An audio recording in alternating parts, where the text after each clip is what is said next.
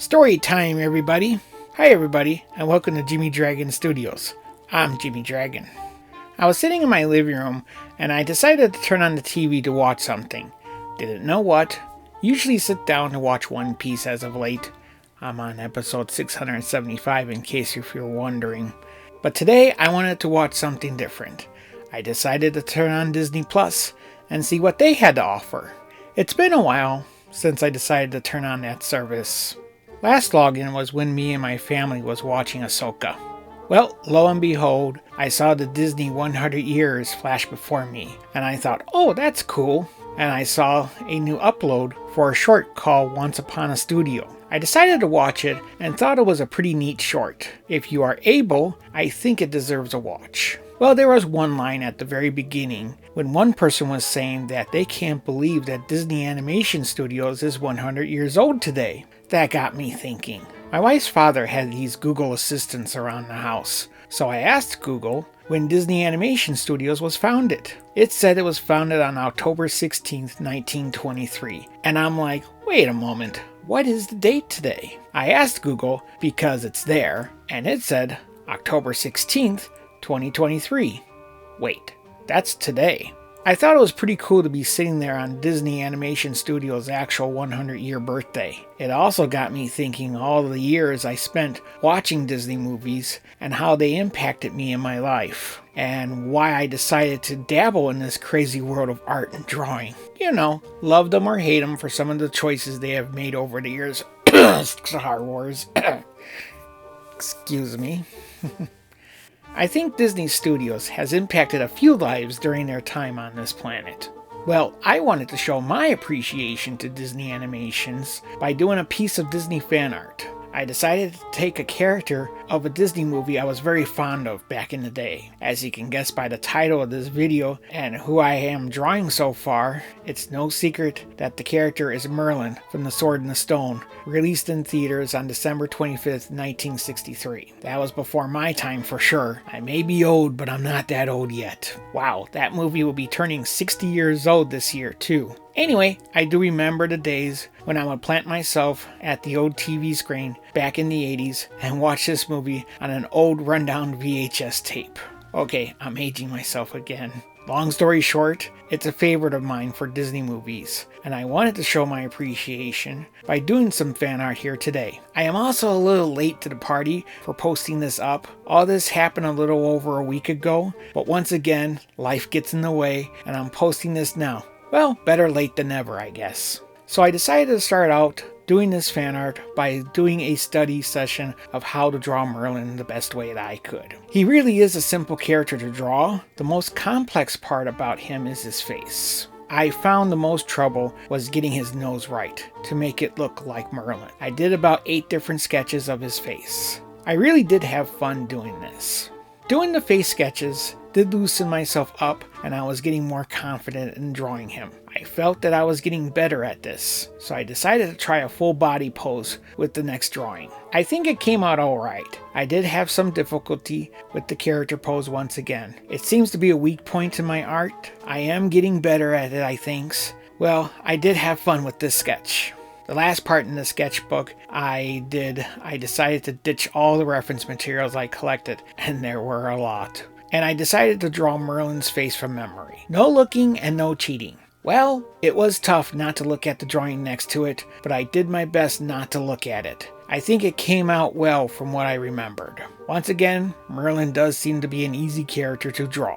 I also decided to break out the ink pens and the color pencils to finish out this sketch. I really do like how the sketch turned out. I think I say that about all my art. I do like my art, it makes me happy, and I enjoy this. Well, I finally decided that it was time to start on my final piece. I really am glad that I did all this prep work on this drawing because, spoiler alert, it shows at the end of this video. I took out my usual Bristol paper that I really enjoy using. It's very thick paper and it holds up to the markers and inks I use. I also took this image as my main reference piece that I wanted to keep referring to for this drawing. You might say I decided to do a draw this in your style challenge of sorts, but not really. I don't know. I will let you be the judge of that. I tried to do the drawing by keeping true to the original and yet making it my own. That's something I heard from another YouTuber, and I like that phrase. Well, I started out the drawing by doing my sketch, the dreaded figure pose. I am weak at my figure drawing. I also have a hard time placing the figure just right on the paper. I usually try to do the figure on another piece of sketch paper, and will somehow transfer the drawing to the nicer piece of paper. This time I didn't do that. I just went for it. I did pretty well at placing the figure on the paper. With a little adjusting of the figure along the way, I did pretty well placing the figure just right on the page. I would have moved him up just a few centimeters, but I fixed that in the post scan of the image.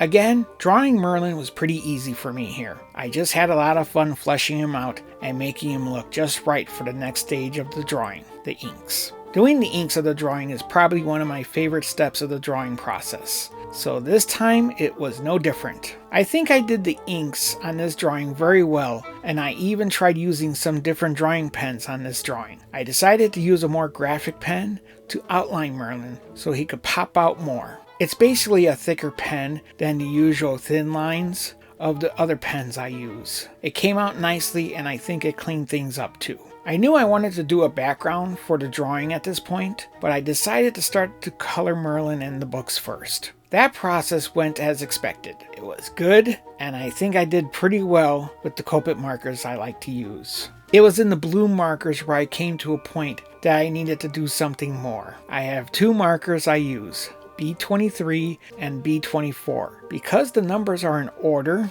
the shades of the markers are almost identical with a slight difference to the shades. The next shade higher I have is from B24 to B29. The B23 is the perfect base shade for Merlin's cloak, but B29 is too much for the next shade. So I did a trick with my gray markers by going over the blue with the gray, but the gray was washing out the blue. I went back over with the blues in those areas, and the color returned.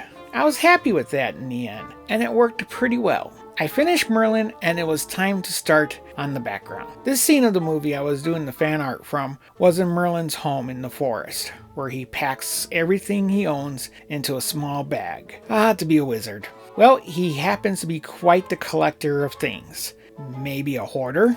Nah, a fine collector of many things. Anyway, there was a lot of detail in the background, so I did my best to draw that detail. I lost some patience in doing that detail. I added in the main elements that were a part of the story and the things they interacted with, and the more larger elements in the background. For instance, the globe of the world and the telescope. Odd things to be having during the early medieval periods of the time. I even added in a little Easter egg of my own in the drawing of the background. Here's the hint. If you are familiar to this movie, it is a multicolored "blow me to Bermuda" kind of hint. When it came to coloring this background, I was surprised at how many colors were used in this scene. But all the colors had one theme. They were all dark muted gray colors of each other. A lot of gray browns and gray blues, some greens, and a bit of oranges. Let's say I tried my best to put those colors in the background. I really liked how the background came out during this process. Everything came out very well, and I'm happy with how the background ties up this drawing. I would even be bold to say that this is one of my better drawings of my best drawings to date. It's hard to say, but I really think it could be up there in my top 10 drawings I have ever done that I am really happy with. Well, with that said, I thank you much for watching. If you are interested in where I did more Disney fan art drawings, check out the video where I did 6 fan art drawings. I did, I think, 3 pieces of fan art that is Disney related in this video. Go check it out!